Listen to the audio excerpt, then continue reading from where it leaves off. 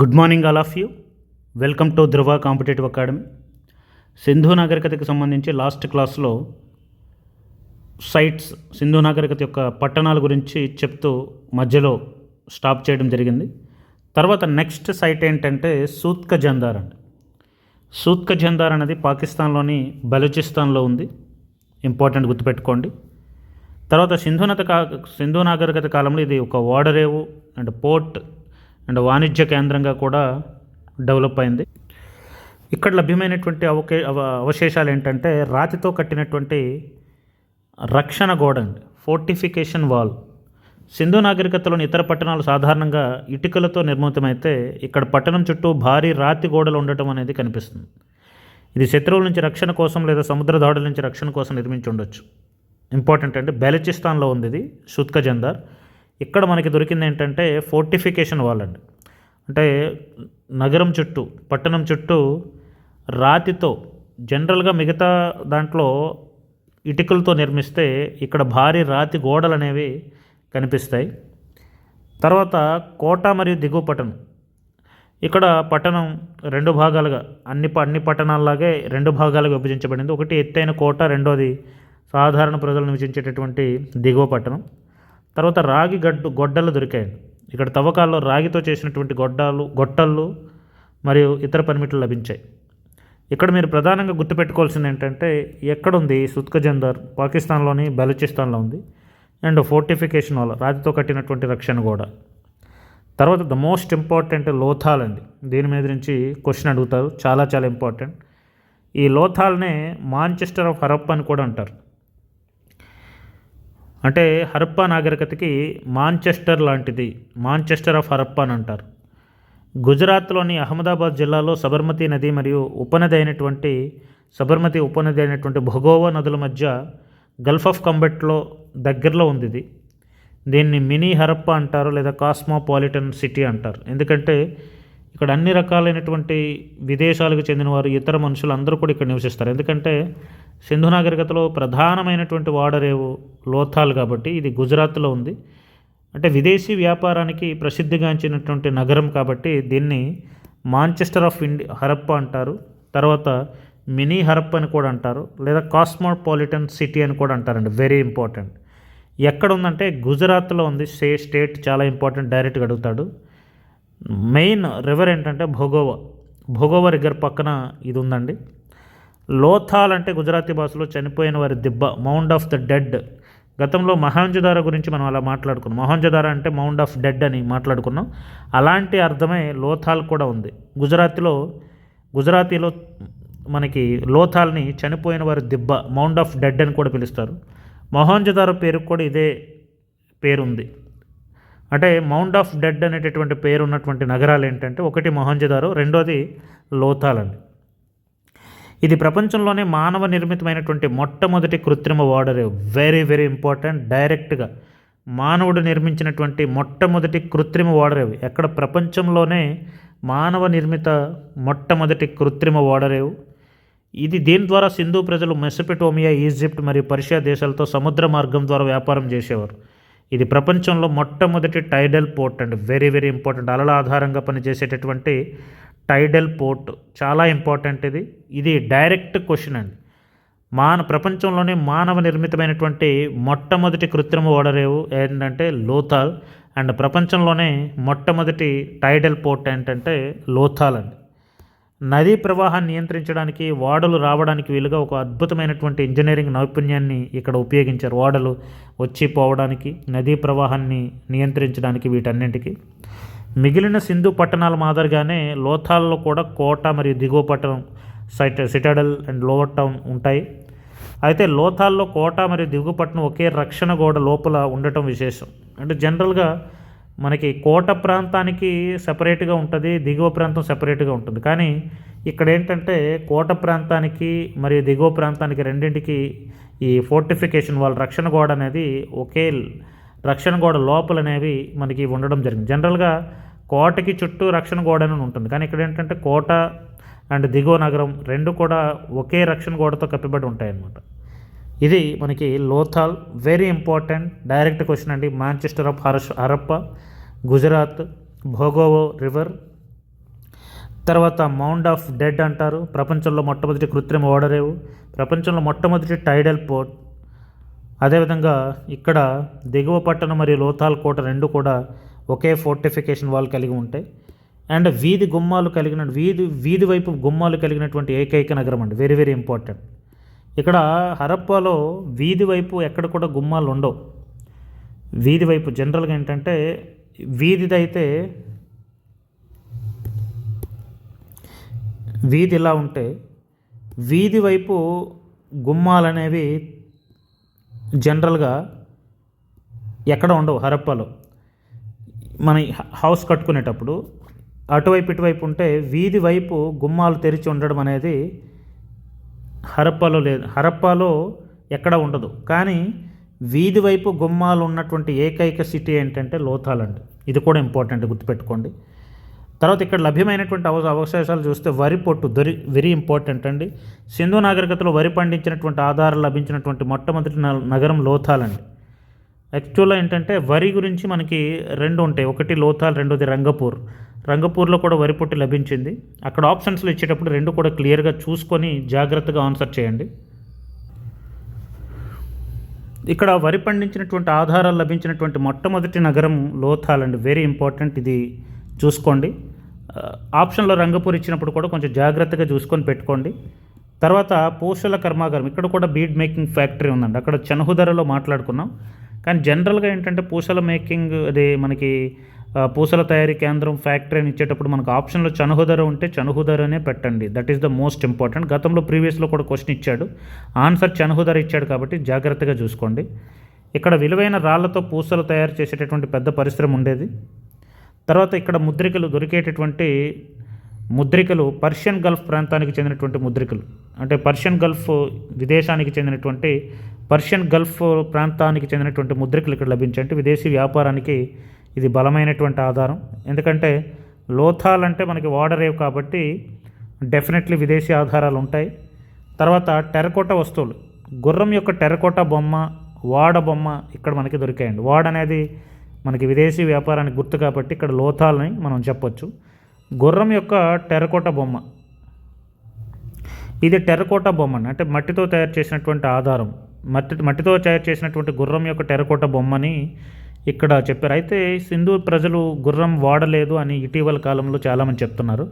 అక్కడ దొరికింది గుర్రం గాడిదని చాలామంది చరిత్రకారులు చెప్తున్నారు. అయితే గుర్రం యొక్క అవశేషాలు అంటే ఇది జస్ట్ గుర్రం యొక్క టెరకోట బొమ్మ అండి.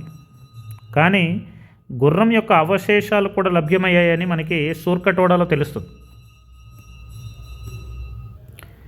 గుర్రం యొక్క అవశేషాలు మనకేంటంటే సూర్కటోడాలో లభించాయి. అది తర్వాత గుర్రం కాదు గాడిదని తర్వాత అర్థం. సింధు ప్రజలకి యాక్చువల్గా గుర్రం తెలియదు, కానీ సూర్కటోడాలో గుర్రం ఉంది, గుర్రం అవశేషాలు లభ్యమయ్యాయని ముందు చెప్పుకున్నారు. కానీ అది గుర్రం కాదు గాడిదని తర్వాత అర్థమైంది. ఎనీవే క్వశ్చన్ అడిగేటప్పుడు సింధు ప్రజలు ఈ గుర్రం అవశేషాలు ఎక్కడ దొరుకుతాయని అనుకునేటప్పుడు ఇమ్మీడియట్గా మీరు సూర్కటోడానే పెట్టండి. That is the most important. తర్వాత కొలత బద్ద, ఐవరీ స్కేల్, ఏనుగు దంతంతో తయారు చేసినటువంటి కొలత బద్ద. కొలతలు తీసుకోవడానికి ఏనుగు దంతంతో చేసినటువంటి కొలబద్ద అనేది ఇక్కడ మనకి దొరికింది, లోతాల్లో దొరికింది. వీరికి ఖచ్చితమైనటువంటి కొలతలు తెలిసనడానికి ఇది ఒక నిదర్శనం. తర్వాత యుగ్మ సమాధులు అంటే జాయింట్ బరియల్స్ అంటారు. అంటే ఇప్పుడు చనిపోయిన తర్వాత భర్త చనిపోయిన తర్వాత భార్య సతీ సహగమనం చేసేటప్పుడు అప్పట్లో ఏం చేసేవారంటే భర్త భార్యను కలిపి ఒకే శవపేటికలోన లేకపోతే ఒకే దగ్గర ఖననం చేసేసేవారు. అలా ఒకే సమాధిలో ఇద్దరు వ్యక్తులు, మ్యాక్సిమం స్త్రీ పురుషులు కావచ్చు, పూడ్చిపెట్టినటువంటి ఆనవాళ్ళు ఒకరికంటే ఎక్కువ కలిపి ఒకే దగ్గర పూడ్చిపెట్టారు కాబట్టి దాన్ని బరియల్ ఏంటంటే జాయింట్ బరియల్స్ అంటారు. జాయింట్ బరియల్స్ అంటే ఒకరికంటే ఎక్కువ, ఇప్పుడు ఫర్ ఎగ్జాంపుల్ భార్యాభర్తలను కానీ ఇలాగా ఒకరికంటే ఎక్కువ మందిని ఒకే సమాధిలో పూడ్చిపెడితే వాటిని జాయింట్ బరియల్స్ అంటారు. ఈ జాయింట్ బరియల్స్ దొరికినటువంటి ప్రధానమైనటువంటి ఆధారం ఎక్కడంటే లోథాల్ అండి. Very very important. ఇది డైరెక్ట్గా అడుగుతాడు, చూసుకోండి. అంటే అప్పట్లో సతీ సహగమనం ఉంది అనడానికి ఇది ఒక నిదర్శనం అండి. తర్వాత చదరంగం, ఆధునిక చదరంగాన్ని పోలినటువంటి ఆట వస్తువులు ఇక్కడ మనకి లోథాల్లో దొరికాయి. తర్వాత అగ్నివాటికలు, ఫైర్ ఆల్టర్స్ అండి. మతపరమైనటువంటి ఆచారాల కోసం ఉపయోగించే అగ్నిగుండాలు, వాటికలు. అంటే అప్పట్లో మతపరమైనటువంటి ఆచారాలు, ఈ రిచువల్స్ చేయడానికి ఈ ఫైర్ ఆల్టర్స్ అంటే మనకి అగ్ని రగిల్చేటటువంటి ఫైర్ ఆల్టర్స్ని అగ్నివాటికలు అనేవి ఇక్కడ మనకి లోతాల్లో దొరికాయి. అండ్ కొండలపై పెయింటింగ్, జిత్తులు మారి నక్క కథను పోలి ఉండేటటువంటి చిత్రాలు కొండపై, అంటే మనకి కన్నింగ్ ఫాక్స్, మనకి కథల్లో చెప్తుంటాం కదా, మోసం చేసేటటువంటి కన్నింగ్ ఫాక్స్ కథలు చాలా మాట్లాడుకుంటాం కదా, అలాంటి కన్నింగ్ ఫాక్స్ కథను పోలి ఉండేటటువంటి చిత్రాలు ఒక కొండపై, మనకి కొండలపై పెయింటింగ్లో మనకి ఒక కొండపై కనిపించాయి, అది లోతాల్లో కనిపించాయి. ఇక్కడ మనకి చాలా ఇంపార్టెంట్ ఏంటంటే, ఒకటి వరి పండించినటువంటి ఆధారాలు, మొట్టమొదటి నగరం లోతాల్, ఇది గుర్తుపెట్టుకోండి. తర్వాత కొలబద్ద, ఏనుగు దంతంతో చేసినటువంటి కొలబద్ద ఇంపార్టెంట్. జాయింట్ బరియల్స్, యుగ్మ సమాధులు చాలా ఇంపార్టెంట్. తర్వాత ఫైర్ ఆల్టర్స్, చదరంగం, ఇది చూసుకోండి. తర్వాత నెక్స్ట్ కాళీబంగన్ అండి, వెరీ ఇంపార్టెంట్. కాళీబంగన్ కూడా ఇంపార్టెంట్. కాళీబంగన్ అనేది ఎక్కడుందంటే మనకి రాజస్థాన్ రాష్ట్రంలో హనుమగఢ్ జిల్లాలో ఉంది. కాళీబంగన్ అంటే పంజాబీ లేదా రాజస్థాన్ భాషలో నల్లని గాజులు అని అర్థం. వెరీ వెరీ వెరీ ఇంపార్టెంట్ అండి. కాళీబంగన్కి అర్థం ఏంటి అంటే నల్లని గాజులు. ఇక్కడ జరిపినటువంటి త్రవ్వకాలలో పెద్ద సంఖ్యలో నల్లని మట్టి గాజులు లభించడం వల్ల ఈ ప్రాంతానికి ఆ పేరు వచ్చింది. ఎందుకు కాళీబంగన్కి ఆ పేరు వచ్చిందంటే, ఇక్కడ పెద్ద సంఖ్యలో మట్టితో తయారు చేసినటువంటి నల్లని గాజులు, అంటే అప్పట్లో ఈ స్త్రీలు పిల్లలు వేసుకునేటటువంటి గాజులు ఏవైతే ఉంటాయో అక్కడ ఈ నల్లని గాజులు అనేవి, బ్లాక్ బ్యాంగిల్స్ అనేవి దొరికాయి. ఒకప్పుడు ప్రవహించినటువంటి గగ్గర్ లేదా ప్రాచీన సరస్వతి నది ఒడ్డున ఇది ఉంది కాళీబంగన్. కాళీబంగన్ పట్టణంలో సింధు నాగరికత ముందు కాలానికి ప్రీ హరప్పన్ మరియు హరప్పన్ నాటి 2 దశల అవశేషాలు, అంటే సింధు నాగరికతకి, హరప్ప నాగరికతకి ముందున్నటువంటి నాగరికత అవశేషాలు, తర్వాత హరప్ప నాగరికత అవశేషాలు 2 కూడా ఇక్కడ మనకి లభ్యమయ్యండి. కాళీబంగన్ పట్టణం కూడా 2 భాగాలు విభజించబడింది. ఒకటి ఎత్తైన కోట, రెండోది దిగువ పట్టణం.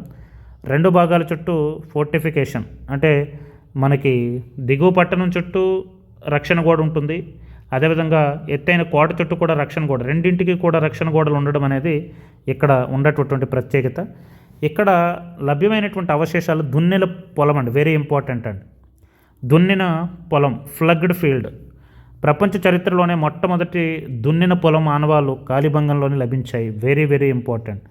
అంటే పొలాన్ని దున్నేటటువంటి, అంటే అప్పట్లో వ్యవసాయం చేసేటప్పుడు పొలం దున్నారు అనడానికి నిదర్శనం ఏంటంటే ఈ కాళీబంగన్ అండి. కాళీబంగన్లో ఫ్లగ్డ్ ఫీల్డ్ దొరికింది, అంటే దున్నిన పొలం. ప్రపంచ చరిత్రలోనే మొట్టమొదటిసారిగా దున్నిన పొలం ఆనవాళ్ళు ఎక్కడ దొరికాయంటే కాళీబంగన్. తర్వాత ఇక్కడ కూడా అగ్నివేదికలు, ఫైర్ ఆల్టర్స్, ముందులాగే లోతాల్లాగే అగ్నివేదికలు, ఒకే వరుసలో ఉన్న 7 అగ్నివేదికలు లభించాయి. దీన్ని బట్టి యజ్ఞయాగాలు లేదా అగ్ని ఆరాధన చేశారని చెప్పడానికి ఇది ఉదాహరణ. తర్వాత ఒంటె ఎముకలు, సింధు లోయలో ఒంటె ఎముకలు లభించినటువంటి ఏకైక ప్రాంతం కాళీబంగన్. వీరు ఒంటెలను మచ్చిక చేసుకున్నారని దీని ద్వారా అర్థమవుతుంది. ఇంపార్టెంట్ అండి. ఇంతకుముందు చెప్పుకున్నాం, ముందు క్లాసులో మనకి సూర్కటోడ గురించి చెప్పుకున్నాం. ఫస్ట్ ముందున్న దీనికంటే ముందు సూర్కటోడ గురించి చెప్పాం. సూర్కటోడలో గుర్రం యొక్క అవశేషాలు లభ్యమయ్యాయని మనం చెప్పుకున్నాం. అదేవిధంగా ఒంటె యొక్క అవశేషాలు లభ్యమైనటువంటి ప్రాంతం కాళీబంగన్, చాలా ఇంపార్టెంట్ అండి. ఈ జంతువులు ఎక్కడ ఏవి లభించాయి అనేది డైరెక్ట్గా క్వశ్చన్ అడుగుతాడు కాబట్టి జాగ్రత్తగా చూసుకోండి. తర్వాత మురికినీటి వ్యవస్థ. ఇతర సింధు పట్టణాల్లో కాల్చిన ఇటుకలతో డ్రైనేజీ వ్యవస్థ ఉంటే కాళీబంగన్లో చెక్కతో చేసినటువంటి డ్రైనేజీ పైపులు వాడారండి. మిగతా దగ్గర ఎక్కువగా కాల్చిన ఇటుకలు వాడితే ఇక్కడ ఏంటంటే చెక్కతో చేసినటువంటి డ్రైనేజీ పైపులు వాడారు. తర్వాత మట్టి ఇటుకలు. హరప్ప మహాంజదారోలో పట్టణాల్లో కాల్చిన ఇటుకలను ఎక్కువగా వాడితే కాళీబంగన్ ఎండబెట్టిన మట్టి మడ్ బ్రిక్స్ని ఎక్కువగా వాడారండి. అంటే ఇప్పుడు జనరల్గా హరప్పాలో ఎక్కడ చూసినా సరే ఇటుకలు అనేది కామను, కానీ ఇటుకల్ని కాల్చి వాడారు. కానీ ఇక్కడికి వచ్చేసరికి కాళీబంగన్లో ఎండబెట్టిన మట్టి ఇటుకలు, మట్టితో చేసినటువంటి ఇటుకల్ని ఎండబెట్టి అవి వాడారండి. మడ్ బ్రిక్స్ ఎక్కువగా ఎక్కడ దొరికాయంటే కాళీబంగన్. తర్వాత భూకంపం ఆధారాలు. ప్రపంచంలో మొట్టమొదటి భూకంపం క్రీస్తుపూర్వం 2600 ప్రాంతంలో సంభవించినట్లు పురావస్తు శాస్త్రజ్ఞులు భావిస్తున్నారు. గోడలకు ఉన్నటువంటి పగుళ్ళ ఆధారంగా దీన్ని నిర్ణయించారండి. Very important.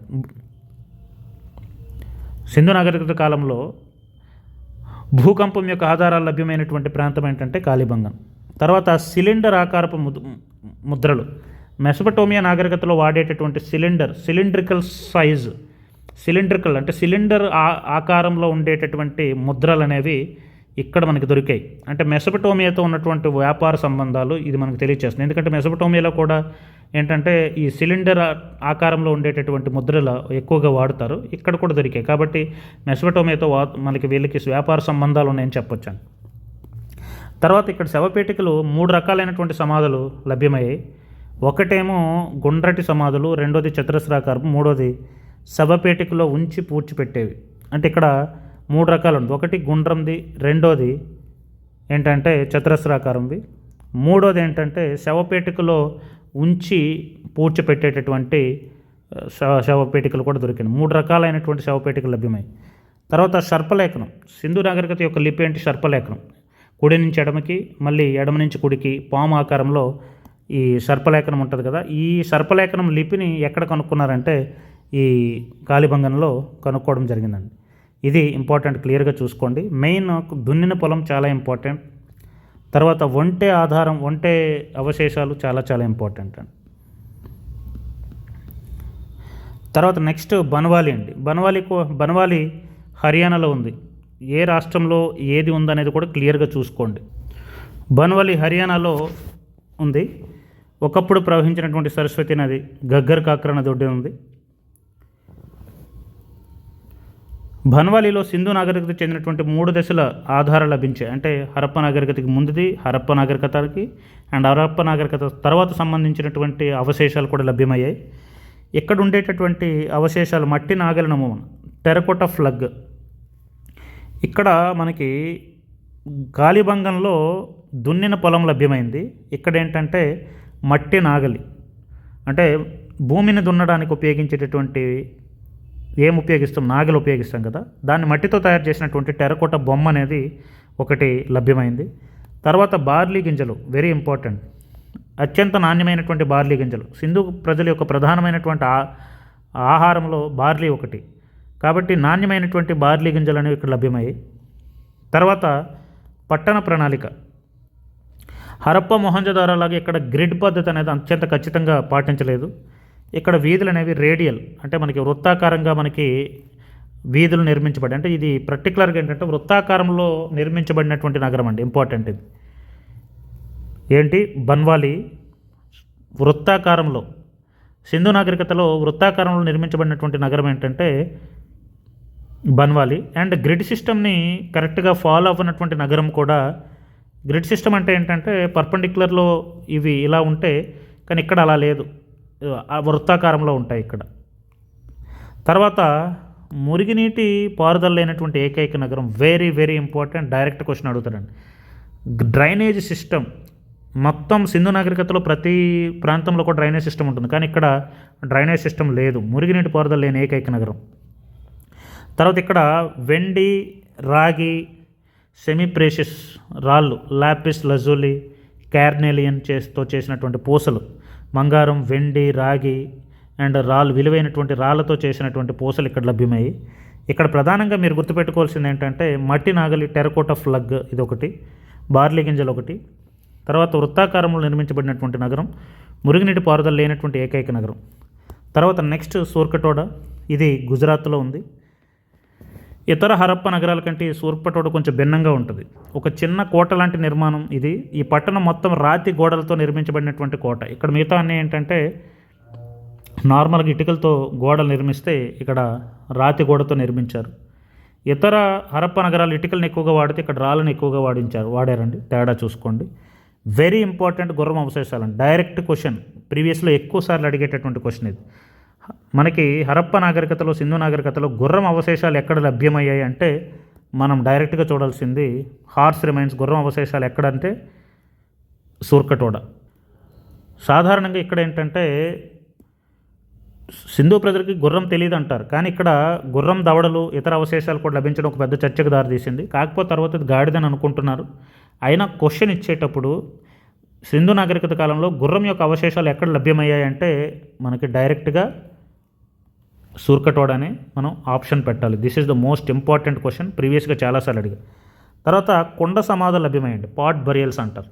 చనిపోయిన వారిని కుండల్లో ఉంచి పూడ్చిపెట్టేటటువంటి ఆనవాళ్ళు. కొంతమందిని చనిపోయేటప్పుడు ఏంటంటే కుండలు, పెద్ద పెద్ద కుండలు, బాణలు తీసుకొచ్చి అందులో ఆ యొక్క మృతదేహాన్ని పెట్టి పూడ్చిపెట్టేటటువంటి ఆచారం ఉండేది. ఈ కొండల్లో పూడ్చిపెట్టేటటువంటి ఆనవాళ్ళు పాట్ బరియల్స్ అంటారు. ఈ పాట్ బరియల్స్ ఎక్కడ దొరికినాయంటే సూర్కటోడా అండి. Very important. సూర్కటోడా గురించి మనకి డైరెక్ట్గా అడిగే క్వశ్చన్స్, ఒకటి గుర్రం అవశేషాలు, 2 కుండల సమాధులు. తర్వాత నెక్స్ట్ కోట్ డిజీ అనేది పాకిస్తాన్లోని సింధ్ ప్రావిన్సెస్లో ఉంది, ఇప్పుడు సింధు నదికి తూర్పున. ఇక్కడ కోట్డిజిలో ఒక ఎత్తైన ప్రదేశంలో కోట వంటి నిర్మాణం ఉండేది. దాని చుట్టూ రక్షణ కోసం రాళ్లతో నిర్మించినటువంటి భారీ గోడ. ఇక్కడ ఇల్లు మట్టి ఇటుకలతో నిర్మించబడ్డాయి. పునాదుల కోసం రాళ్ళను ఉపయోగించారు. అంటే ఇక్కడ మట్టితో చేసినటువంటి కాల్చిన ఇటుకలు కాకుండా మట్టితో చేసినటువంటి ఇటుకల్ని వాడారు. పునాదుల కోసం రాళ్ళను కూడా ఉపయోగించారు. కోట్డిజి తవ్వకాల మనకి దొరికినటువంటి ఆధారం ఏంటంటే, హరప్పా పూర్వదశ ముగిసే సమయంలో ఈ నగరం భారీ అగ్ని ప్రమాదానికి గురైనట్లు ఆధారాలు లభించాయి. బూడిద పొరలు పెద్ద పెద్ద ఎత్తున కనిపించాయి. దీనివల్ల ఈ నగరం యుద్ధం వల్ల కానీ ప్రమాదవశత్తు కానీ తగలబడిపోయిందని, తర్వాత అక్కడ పరిపక్వ హరప్పా సంస్కృతి ప్రారంభమైందని చరిత్రకారులు భావిస్తారు. అంటే ఇక్కడ ఏంటంటే మనకి క్వశ్చన్ ఏంటంటే, అగ్ని ప్రమాదానికి గురైంది అని భావించబడేటటువంటి నగరం ఏంటంటే కోట్డిజి అండి. ఇది గుర్తుపెట్టుకోండి. తర్వాత కోట్డిజిలో మట్టి పాత్రలు, కోట్డిజి శైలులు మట్టి పాత్రలు మనకి ఇక్కడ లభించాయండి. ఇక్కడ దొరికిన మట్టి పాత్రలు చాలా ప్రత్యేకమైనవి. ఇవి చక్రం సహాయంతో తయారు చేయబడ్డాయి. వీటిపై ఎరుపు రంగు పూసి పైన నల్లటి చారలు, వలయాకారపు డిజైన్లు ఉంటాయి. ముఖ్యంగా కొమ్ముల దేవత హార్నెడ్ డైటీ బొమ్మలు, అంటే ఇక్కడ మనకి కొమ్ములు ఉండేటటువంటి యూనికార్న్స్ ఉంటాయి కదా, కొమ్ములు ఉండేటటువంటి ఎద్దు, ఇలాంటి బొమ్మలన్నీ కూడా మనకి ఇక్కడ లభించాయి.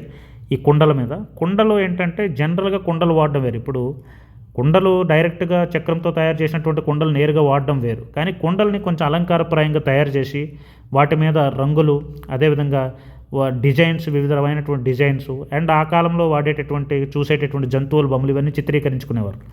తర్వాత ఇక్కడ టెరకోటా బొమ్మలు, మట్టితో చేసినటువంటి ఎద్దుల విగ్రహాలు, మాతృదేవత విగ్రహాలు, చిన్నపిల్లల ఆట వస్తువులు ఇవన్నీ లభ్యమయ్యాయి. అండ్ రాతి ఆయుధాలు, ఇక్కడ పెద్ద సంఖ్యలో రాతితో చేసినటువంటి బాణాల మునులు, అంటే రాతితో తయారు చేసినటువంటి బాణాలు, అంటే బాణాలు వేయడానికి మనం యారో హెడ్స్ వాడతాం కదా చివర, వాటిని ఏంటంటే రాతితో చేసినటువంటి బాణాల మొనలు అనేవి ఇక్కడ మనకి దొరికాయి. తర్వాత నిల్వ గదులు, ధాన్యాలు నిల్వ చేయడానికి ఉపయోగించేటటువంటి పెద్ద పెద్ద మట్టి పాత్రలు కూడా ఇక్కడ బయటపడ్డాయి. ఇక్కడ ప్రధానంగా మీరు గుర్తుపెట్టుకోవాల్సింది ఏంటంటే కోట్డిజిలో మనకి అంటే ఎక్కడ ఉంది అనేది క్లియర్గా గుర్తుపెట్టుకోండి చాలు. తర్వాత ఈ అగ్ని ప్రమాదానికి గురైనటువంటి ఆధారాలు ఎక్కడ లభించాయంటే కోట్డిజి. తర్వాత రోపర్ అండి. రోపర్ పంజాబ్లో సట్లెజ్ నది ఒడ్డున ఉంది. స్వాతంత్రం వచ్చిన తర్వాత భారతదేశంలో మొట్టమొదటిసారిగా తవ్వకాలు జరిపినటువంటి సింధు నాగరికత ప్రదేశం ఇది. 1947 తర్వాత ఏంటంటే సింధు నాగరికత ప్రాంతం దొరికింది ఏదైనా ఉందంటే రోపర్ అండి. స్వాతంత్రం వచ్చిన తర్వాత భారతదేశంలో మొట్టమొదటిసారిగా తవ్వకాలు జరిపినటువంటి సింధు నాగరికత ప్రదేశం రోపర్. రోపర్ కేవలం సింధు నాగరికత మాత్రమే కాకుండా దాని తర్వాత వచ్చినటువంటి పెయింటెడ్ గ్రేవేర్, పీజీడబ్ల్యూ, కుషానులు, గుప్తులు, మధ్యయుగ కాలానికి చెందినటువంటి ఆనవాళ్ళు కూడా లభించాయి. అంటే ఇక్కడ రోపర్లో కేవలం సింధు నాగరికత ఆనవాళ్ళే కాకుండా దాని తర్వాత వచ్చేటటువంటి ఈ ఆర్యులు, కుషానులు, గుప్తులు, మధ్యయుగ కాలానికి చెందినటువంటి ఆనవాళ్ళు, అంటే అనేక రకమైనటువంటి విభిన్న కాలాలకు చెందినటువంటి ప్రజలు ఇక్కడ బ్రతికారని మనం చెప్పొచ్చండి. ఇక్కడ మానవులతో పాటు కుక్కల సమాధులు కూడా మనకి దొరికాయండి. Very important. యజమాని చనిపోయేటప్పుడు అతనితో పాటు పెంపుడు కుక్కను కూడా పాతిపెట్టే ఆచారాలు అప్పట్లో ఉండేవి. ఇలాంటి సాంప్రదాయం సింధు నాగరికతలోని మరే ఇతర పట్టణంలో కూడా కనిపించదు. కాశ్మీర్లోని బూర్జహోమ్ అనేటటువంటి నవీన శిలాయుగ సైట్లో మాత్రం ఇది కనిపిస్తుంది. అంటే నవీన శిలాయుగంలో కాశ్మీర్లో బూర్జహోమ్ అనేటటువంటి ప్రాంతంలో ఈ యజమాని చనిపోయేటప్పుడు ఆ పెంపుడు కుక్కను కూడా పాతిపెట్టేసే ఆచారం ఉండేది. ఇక్కడ కూడా సింధు నాగరికతలో పర్టికులర్గా ఈ ప్రాంతం రోపర్లో ఈ యజమాని చనిపోయేటప్పుడు అతనితో పాటు పెంపుడు కుక్కను పాతిపెట్టినటువంటి ఆనవాళ్ళు లభించాయి. ఇది గుర్తుపెట్టుకోండి, ఇంపార్టెంట్ ఇది. తర్వాత నెక్స్ట్ అలంగీపూర్ ఉత్తరప్రదేశ్లో ఉంది. వెరీ ఇంపార్టెంట్, చాలా చాలా ఇంపార్టెంట్. డైరెక్ట్గా స్టేట్ అడుగుతాడు. అలంగీపూర్ ఉత్తరప్రదేశ్లో ఉంది. హిండన్ నది ఒడ్డున ఇది ఉంది. హరప్పా నాగరికత యొక్క చివరి దశకు చెందిన, అంటే ఇది పర్టికులర్గా హరప్పా నాగరికత చివరి దశకి, అంటే హరప్పా బాగా అభివృద్ధి చెందిన తర్వాత క్షీణించిపోయేటటువంటి టైంలో ఈ యొక్క అలంగీపూర్లో ఏంటంటే, అలంగీపూర్ ఎక్కడుంది? తూర్పునుంది. ఇది మనకి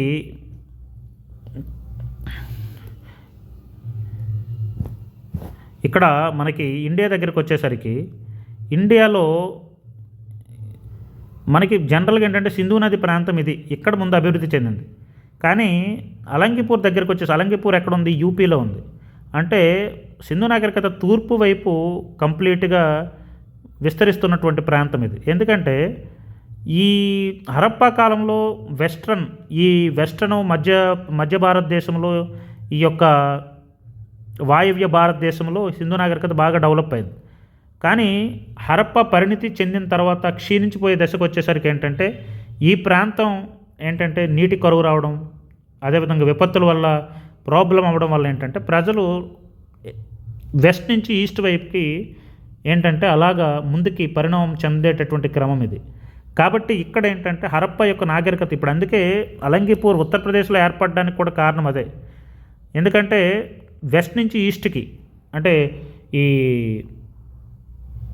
సింధు నాగరికత హరప్ప నాగరికత కంప్లీట్గా చివరి దశకు వెళ్ళిపోయేటప్పుడు ఈ ఎక్కడ డెవలప్ అయిందంటే అలంగిపూర్ ఉత్తరప్రదేశ్లో డెవలప్ అయిందండి. ఇది క్లియర్గా చూసుకోండి. ఇక్కడ అలంగిపూర్లో మనకి మట్టి పాత్రలు లభ్యమయ్యాయి. తర్వాత వస్త్ర పరిశ్రమ ఆధారాలు కూడా లభ్యమయ్యాయి. అంత ఇంపార్టెంట్ ఏం కాదు. తర్వాత నెక్స్ట్ రాఖీ గర్హి హర్యానాలో ఉంది. భారతదేశంలో అతిపెద్ద సింధు నాగరికత నగరం వెరీ వెరీ ఇంపార్టెంట్. అంటే మనకి సింధు నాగరికతలో అతిపెద్ద నగరం అంటే మొహంజదారో చెప్తాం. అది మొహంజదారో ఎక్కడ ఉంది? పాకిస్తాన్లో ఉంది. కానీ భారతదేశంలో అతిపెద్ద సింధు నాగరికత సైట్ ఏంటంటే Rakhi Garhi. Very very important. Direct question అడుగుతాడు, జాగ్రత్తగా చూసుకోండి. రాఖీ గర్హిలో దొరికినటువంటి ఒక మహిళ అస్థిపంజరం నుంచి సేకరించినటువంటి డిఎన్ఏ నమూనాలు పరిశీలిస్తే సింధు ప్రజలకు ఆర్యన్లతో సంబంధం లేదని, వారు భారత్కు చెందినటువంటి స్థానిక మూలాలు కలిగిన వారని శాస్త్రీయంగా నిరూపితమైంది. అంటే సింధు నాగరికతకి చెందినటువంటి ప్రజలకి ఆర్యులకి ఎటువంటి సంబంధం లేదని ఇక్కడ మనకి రాఖీ గర్హిలో దొరికినటువంటి ఒక మహిళ అస్థిపంజరం నుంచి మనకి తెలిసిందండి. తర్వాత నెక్స్ట్ అమ్రి. ఇది కూడా పాకిస్తాన్లోని సింధు ప్రావిన్స్లో సింధు నదికి పశ్చిమ తీరంలో ఉంది. అమ్రి పట్టణం హరప్ప నాగరికత కంటే ముందే ఉనికిలో ఉంది. అంటే హరప్ప నాగరికత కంటే ముందు కూడా అమ్రి ఉంది. అందుకే దీనికి సపరేట్గా అమ్రి సంస్కృతి, మనం హరప్ప సింధు సంస్కృతి ఎలా చెప్తామో అమ్రి అనేది సింధు నాగరికత కంటే ముందే ఉంది. అందుకే ఇక్కడ ఒక ప్రత్యేక సంస్కృతి సాంప్రదాయాలు ఏర్పడినాయి. అందుకే దీన్ని అమ్రి సంస్కృతి అని కూడా పిలుస్తారు. ఇది గ్రామీణ జీవనం నుంచి పట్టణ జీవనానికి మారేటటువంటి క్రమం. అంటే ముందు జనరల్గా ఎప్పుడు గ్రామాలే తర్వాతగా డెవలప్ అయ్యి పట్టణాలుగా అభివృద్ధి చెందుతాయి. ఒక గ్రామాలు పట్టణాలుగా అభివృద్ధి చెందాయని చెప్పడానికి మనకి అమ్రి అనేది బెస్ట్ ఎగ్జాంపుల్ అండి. ఇక్కడ మనకి ఖడ్గమృగం ఆధారాలు దొరికాయండి. Very very important. రైనోసెరస్ ఆధారాలు లభించాయి. మనం ఆల్రెడీ గుర్రం గురించి చెప్పుకున్నాం, అదేవిధంగా ఒంటి గురించి చెప్పుకున్నాం. తర్వాత మూడోది ఖడ్గమృగం. రైనోసెరస్ లేదా ఖడ్గమృగం ఎక్కడ దొరికింది అనేటటువంటిది కూడా క్లియర్గా చూసుకోండి.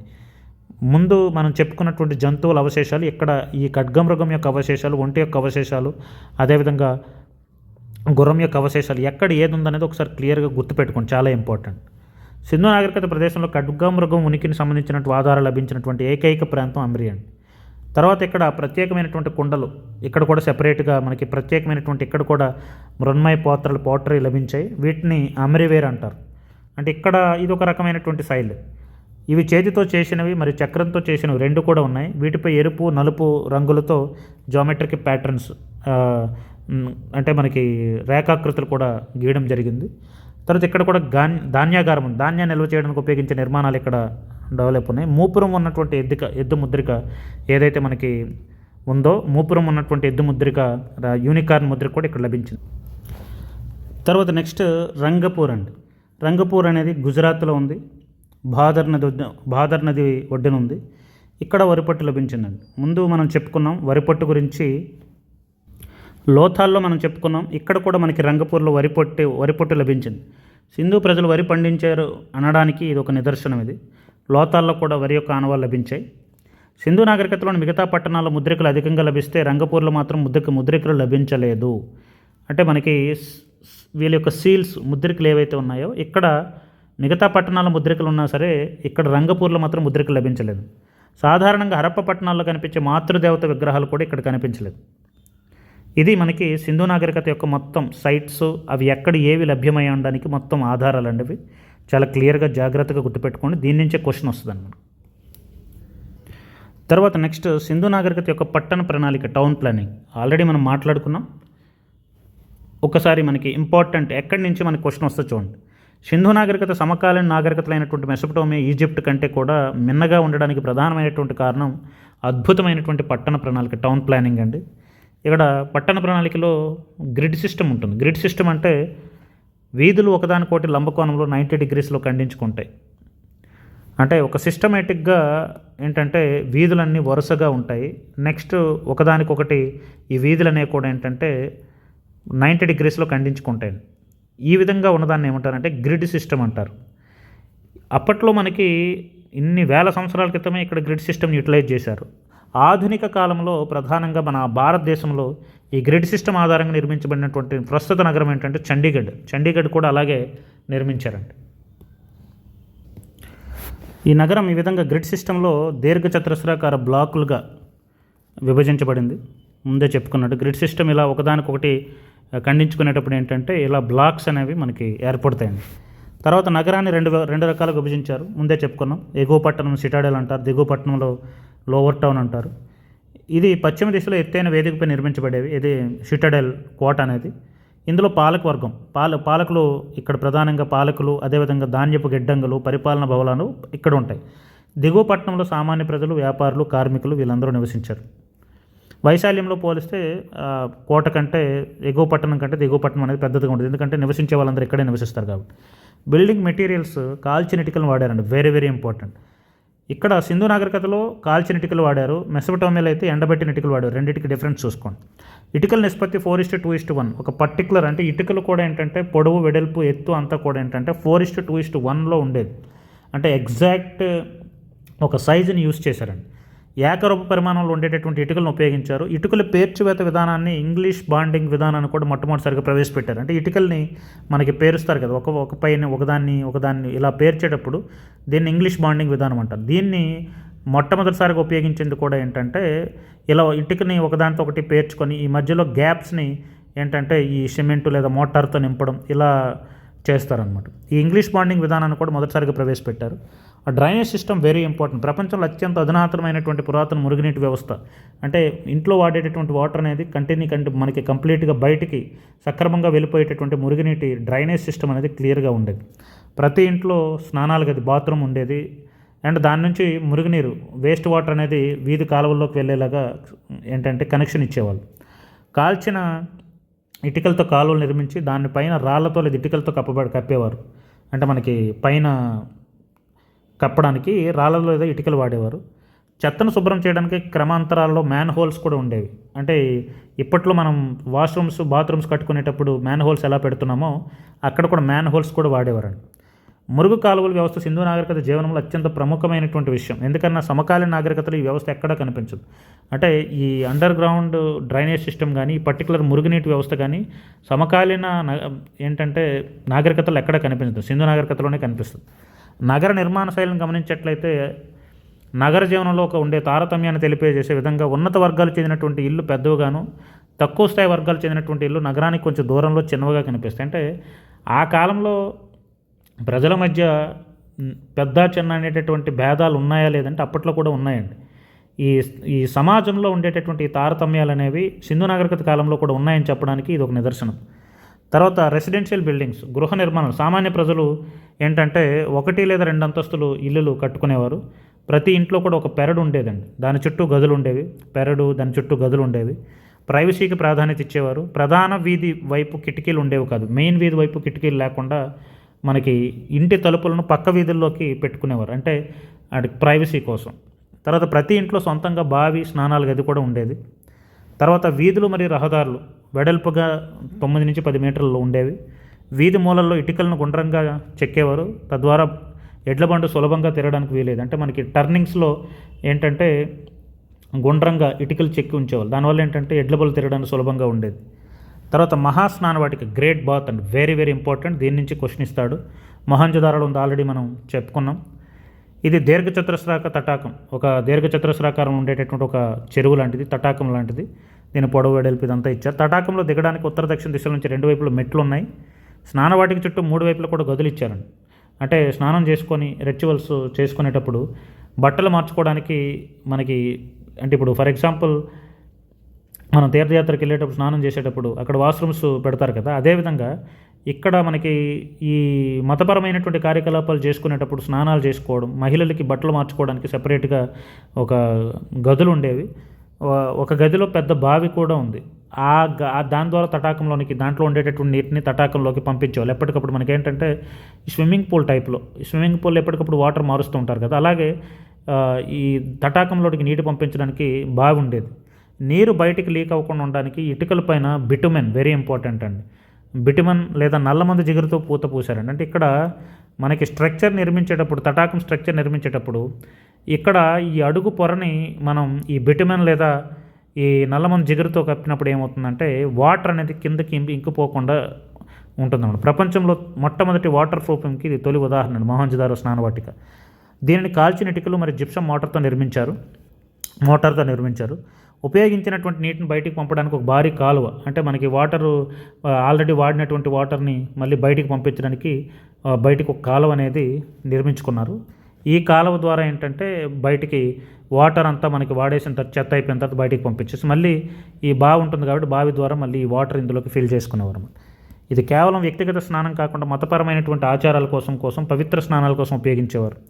సింధు ప్రజల సంస్కృతిలో శుభ్రతకు, నీటి పవిత్రతకి ఉన్నటువంటి ప్రాముఖ్యతని ఈ యొక్క గ్రేట్ బాత్ చూపిస్తుందండి.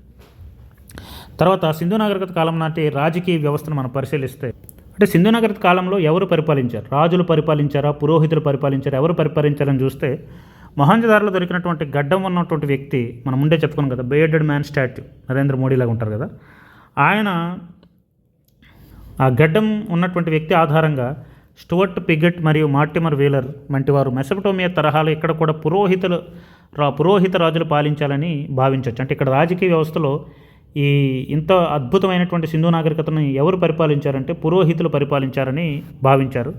సింధు నాగరికత ప్రధానంగా వాణిజ్య ఆధారమైనటువంటి ప్రాంతం, ఎందుకంటే పట్టణ సంస్కృతి కాబట్టి వ్యాపార వాణిజ్యాల మీదుగా ప్రధానంగా ఆధారపడింది. కాబట్టి పరిపాలన ధనిక వర్తక వర్గాలు, అంటే మనకి పెద్ద డబ్బులు ఉన్నటువంటి వర్తక వ్యాపారులు ఎవరైతే ఉన్నారో వాళ్ళ చేతుల్లో ఉండేదని ఆర్ఎస్ శర్మ వంటి చరిత్రకారులు అభిప్రాయపడ్డారు.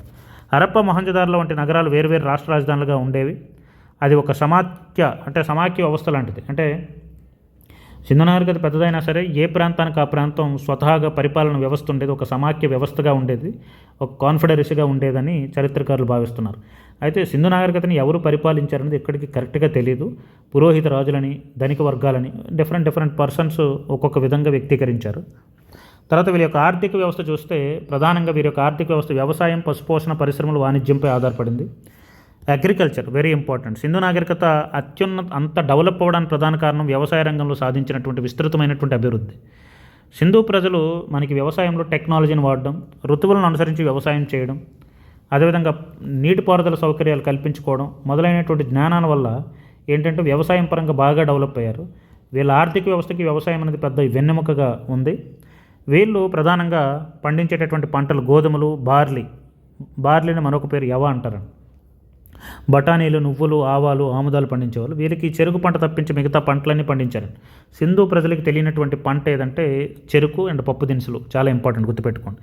ప్రపంచంలోనే మొట్టమొదటిసారిగా పత్తిని పండించినటువంటి వారు సింధు ప్రజలు. Very important. అందుకే గ్రీకులు పత్తిని సిండన్ అని పిలిచారు. సింధు నది పేరు మీదుగా సిండన్.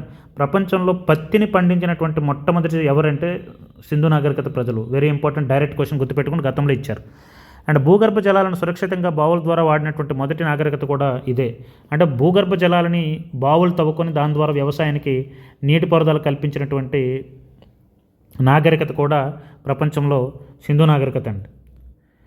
తర్వాత పంటలను రబీ, ఖరీఫ్ పంటలుగా, రబీ అండ్ ఖరీఫ్ 2 పంటలుగా వర్గీకరించారు. రబీలో తృణధాన్యాలు, గోధుమ, బార్లీ, పప్పు ధాన్యాలు, నూనె గింజలు, అవిసెలు, బీన్స్ పండించేవారు. యాక్చువల్గా ఇంటికి వీళ్ళకి పప్పు ధాన్యాలు తెలియదు అంటారు. జనరల్గా ఏంటంటే వీళ్ళకి చెరుకు తెలియదు, పప్పు ధాన్యాలు కూడా తెలియదు అంటారు. కాకపోతే ఒక్కొక్క దగ్గర ఒక్కోలా ఇచ్చారండి. ఇవి ఎక్కువగా సింధు, గుజరాత్ ప్రాంతాల్లో పండించేవారు. ఈ ప్రాంతాల్లో ఖరీఫ్ పంటగా చిరుధాన్యాలు, జొన్నలు, రాగి, మొక్కజొన్న, నూనె గింజలు, నువ్వులు, నార, పత్తి, ఆవాలు. అదేవిధంగా రంగపూర్ లోతాల్లో వరి ధాన్యం లభించింది. ముందే చెప్పుకున్న వరి యొక్క ఆధారం అనేది రంగపూర్ లోతాల్లో లభించింది. ఖర్జూరం, ద్రాక్ష, కర్బూజ పళ్ళు కూడా పండించినట్లు ఆధారం ఉన్నాయి. సింధు నది ఏటా తెచ్చేటటువంటి ఒండ్రు మట్టి వల్ల భూములు చాలా సారవంతంగా ఉండేవి. మనకి సింధు నది పరివాహక ప్రాంతం. సింధు నదిలో ఉండేటటువంటి ఏంటంటే నదుల నుంచి కొట్టుకొని వచ్చినటువంటి ఒండ్రు మట్టి వల్ల ఇక్కడ సారవంతం బాగా ఉండేది. దానివల్ల ఏంటంటే భూములు చాలా సారవంతంగా ఉండేవి. చెక్క నాగలను కూడా ఉపయోగించేవాళ్ళు. పండించినటువంటి ఆహార ధాన్యాలు నిల్వ చేయడానికి గ్రానరీస్, ధాన్యాగారాలు నిర్మించారు. తర్వాత వీళ్ళ యొక్క పశుపోషణ, జంతువులను మచ్చిక చేసుకున్నారు. వ్యవసాయంతో పాటు పశుపోషణ చేశారు. ఎద్దులు, గేదెలు, గొర్రెలు, మేకలు, పందులను పెంచారు. ముద్రికలపై హంప్డ్ బుల్, అంటే మనకి వీళ్ళ యొక్క వాడేటటువంటి ముద్రికల్లో మూపురం ఉన్నటువంటి ఎద్దు గుర్తు, యూనికార్న్ అనేది మనకి కనిపిస్తూ ఒంటి కొమ్ముతో ఉన్నది. అవి ఎక్కువగా కనిపిస్తాయి. కుక్కలు, పిల్లులు, ఏనుగులు, ఒంటెలు కూడా వీరికి తెలుసు.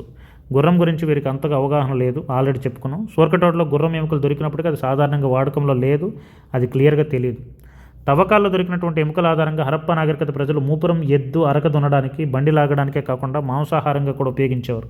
మూపురం ఉన్నటువంటి ఎద్దుని అరక దున్నడానికి, అంటే మనకి వ్యవసాయంలో నాగలి పట్టి దున్నడానికి, బండి లాగడానికే కాకుండా మాంసాహారంగా కూడా వాడేవారు. ఇవే కాకుండా గొర్రెలు, మేకలు, పందులు కూడా మాంసాహారంగా స్వీకరించేవారు. వేట, చేపలను పట్టడం సింధు నాగరికత ప్రజలకి ఒక ముఖ్యమైనటువంటి అంశం. వేట ఆడేవారు, చేపలు పట్టేవారు. తర్వాత ఇక్కడ పరిశ్రమలు, చేతివృత్తులు చూస్తే వీరు రాగి, కంచు, బంగారం, వెండి లోహాలను ఉపయోగించేవారు. వీళ్ళకి ఐరన్ తెలియదు. Very very important direct question. Sindhu నాగరికత ప్రజలకి తెలియనటువంటి లోహం ఏదంటే ఐరన్. రాగి, కంచు, బంగారం, వెండి లోహాలను ఉపయోగించారు.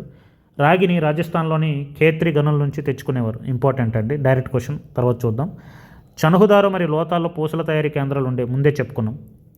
తర్వాత వీళ్ళ యొక్క వాణిజ్యం, విదేశీ వాణిజ్యం ఉండేది. ఎందుకంటే మెసొపటోమియా, చైనా, ఈజిప్టు, అదేవిధంగా పర్షియన్ గల్ఫ్, వీళ్ళందరితో కూడా వ్యాపార సంబంధాలు ఉన్నాయి కాబట్టి విదేశీ వాణిజ్యం ఉంది.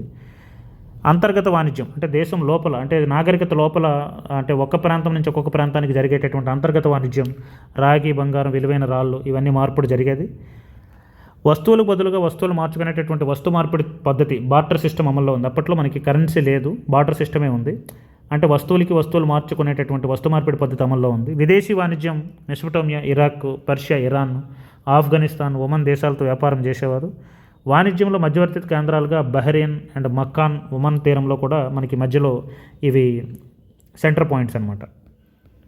ముఖ్యమైనటువంటి ఓడరేవులు లోథాలు, సూత్కజందర్, బాలకోట్. ఇక్కడ మనకి సింధు నాగరికతలో ఈ 3 ఓడరేవులు గుర్తుపెట్టుకోండి. ఒకటి లోథాలు, రెండోది సూత్కజందర్, మూడోది బాలకోట్ అండి.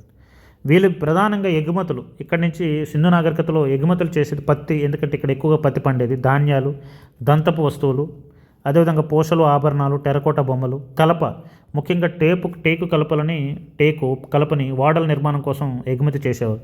అండ్ జంతువులు, నెమళ్ళు, కోతులు, కొన్ని అడవి జంతువులు కూడా విదేశాలకి ఎగుమతి చేసేవారు. ప్రధాన దిగుమతులు ఎక్కడి నుంచే క్వశ్చన్ అండి, ఎక్కడి నుంచి ఏం దిగుమతి చేసుకున్నారన్నది ఇంపార్టెంట్. బంగారాన్ని దక్షిణ భారతదేశం, ప్రధానంగా కర్ణాటకలోని కోలార్ గనులు, ఆఫ్ఘనిస్తాన్ అండ్ పర్షియా. వెండిని ఆఫ్ఘనిస్తాన్ మరియు ఇరాన్ నుంచి. రాగి రాజస్థాన్లోని ఖేత్రి గనుల నుంచి. వెరీ ఇంపార్టెంట్, డైరెక్ట్గా అడుగుతాడు, ఎక్కువసార్లు అడిగితే క్వశ్చన్ అండి. అండ్ బలూచిస్తాన్. Direct questions. ఇది ఈ దిగుమతులు అనేది ప్రధానంగా ఏంటంటే మ్యాచింగ్ అడుగుతాడు, లేదనుకుంటే డైరెక్ట్గా అడుగుతాడు. టిన్ ఆఫ్ఘనిస్తాన్, సెంట్రల్ ఏషియా.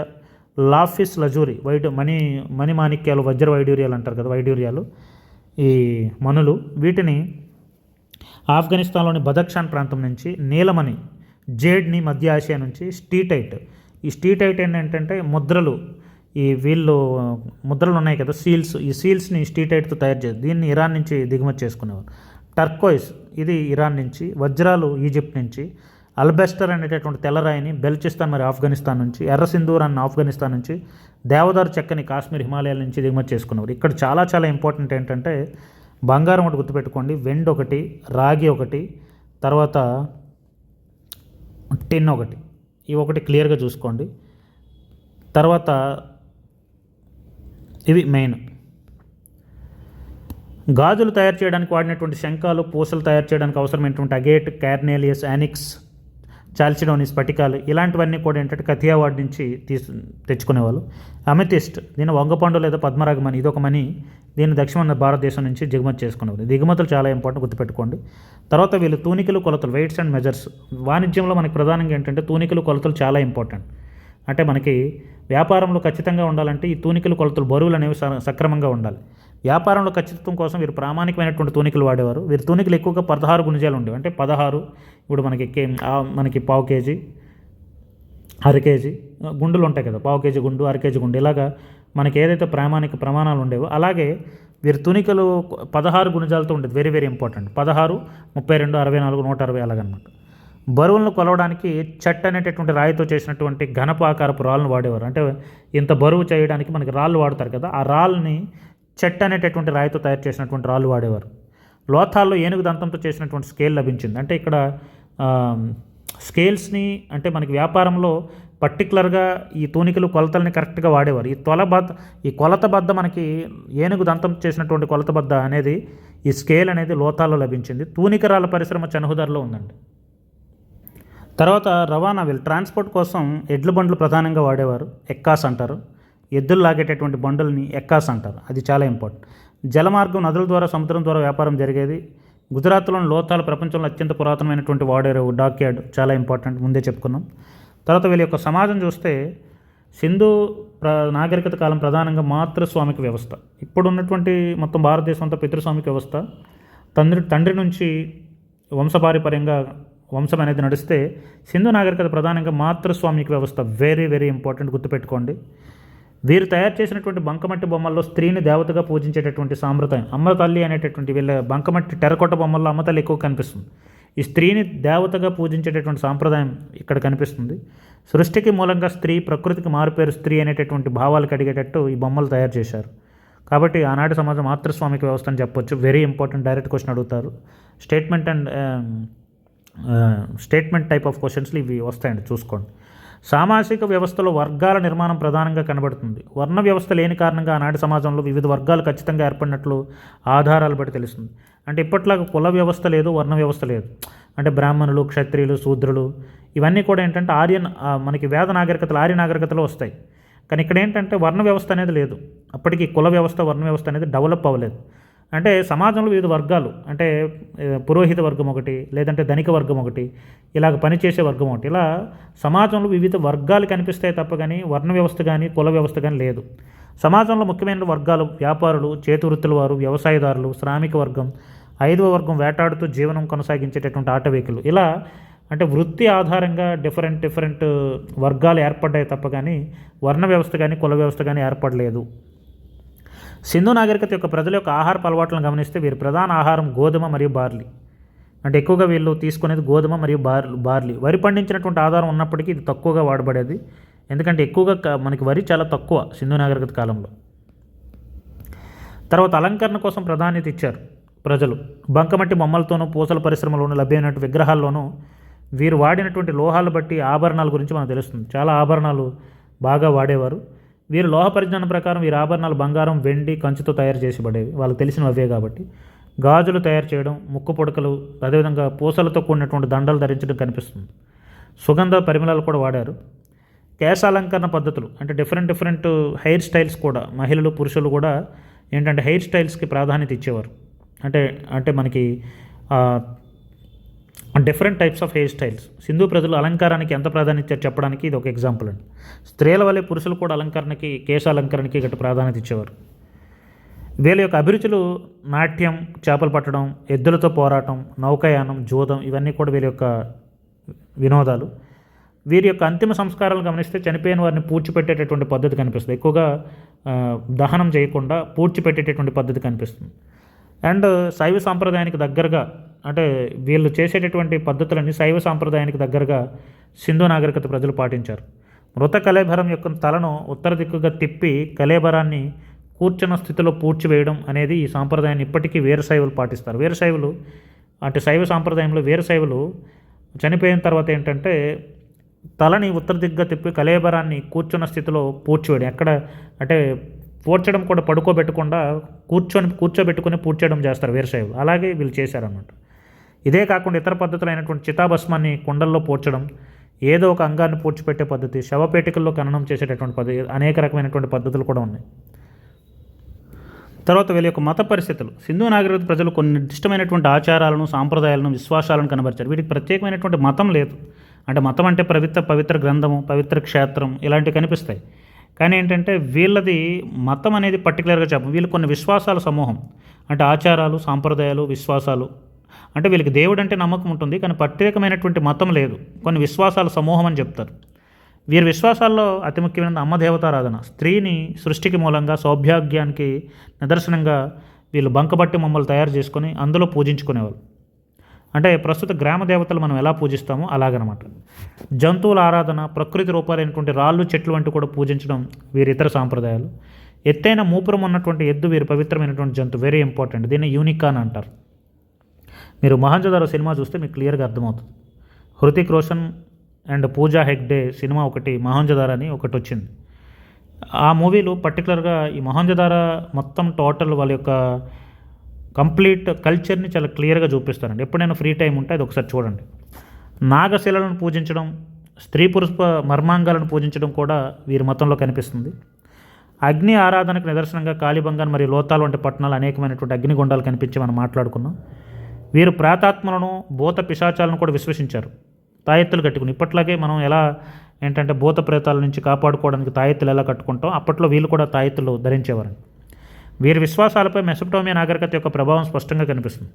మెసొపటోమియన్ల యొక్క ఈస్తర్ అనేటటువంటి దేవత సింధు నాగరికత యొక్క మాతృదేవతను పోలి ఉంది. అంటే సమకాలీన నాగరికతలో మెసొపటోమియాలో కూడా ఏంటంటే వాళ్ళు దేవతను పూజించారు. ఆవిడ పేరు ఏంటంటే ఈస్తర్. అలాగే ఇక్కడ కూడా ఏంటంటే మాతృదేవతారాధన పూజిస్తారు. అంటే రెండు సిమిలారిటీస్, అంటే రెండు నాగరికతలకి సిమిలారిటీస్ కనిపిస్తాయి. సింధు ప్రజల చిహ్నం, వీళ్ళు స్వస్తిక్ గుర్తుని శుభసూచకంగా మనం స్వస్తిక్ ఎలా వాడతామో వీళ్ళు కూడా స్వస్తిక్ గుర్తుని చిహ్నంగా వాడేవారు. తర్వాత పశుపతి ముద్రిక, అంటే ఇప్పుడు మనకి అమ్మ తల్లి అన్న స్త్రీల దేవతల్ని, మరి ఇప్పుడు స్త్రీ స్వామ్యం కాబట్టి, మాతృస్వామ్య వ్యవస్థ కాబట్టి మనకు జనరల్గా స్త్రీ దేవతలు ఎక్కువగా కనిపిస్తారు. కానీ ఇక్కడ ఒకే ఒక్క మగదేవుడు ఏంటంటే పశుపతి. Very very important. 3 ముఖాలతో ధ్యాన నిష్టలో ఉన్నటువంటి పశుపతి ముద్రిక మొహంజదారోలో కనుక్కోబడింది. ఇది మనకి పశుపతి ముద్రిక. ఇది మనకి పశుపతి ముద్రిక. ఈ పశుపతి ముద్రిక ఎలా ఉంటుందంటే 3 ముఖాలుతో ధ్యాన నిష్టలో ఉండేటటువంటి పశుపతి ముద్రిక మనకి మొహంజదారోలో దొరికింది. ఇది శివుడి యొక్క తొలి రూపం అని మనం చెప్పుకోవచ్చు. ఇది స్టీటైట్ అనేటటువంటి మెత్తని రాయితో చేశారు. మొత్తం ముద్రలన్నీ కూడా ఈ స్టీటైట్తో చేశారు ఎక్కువగా. ఈ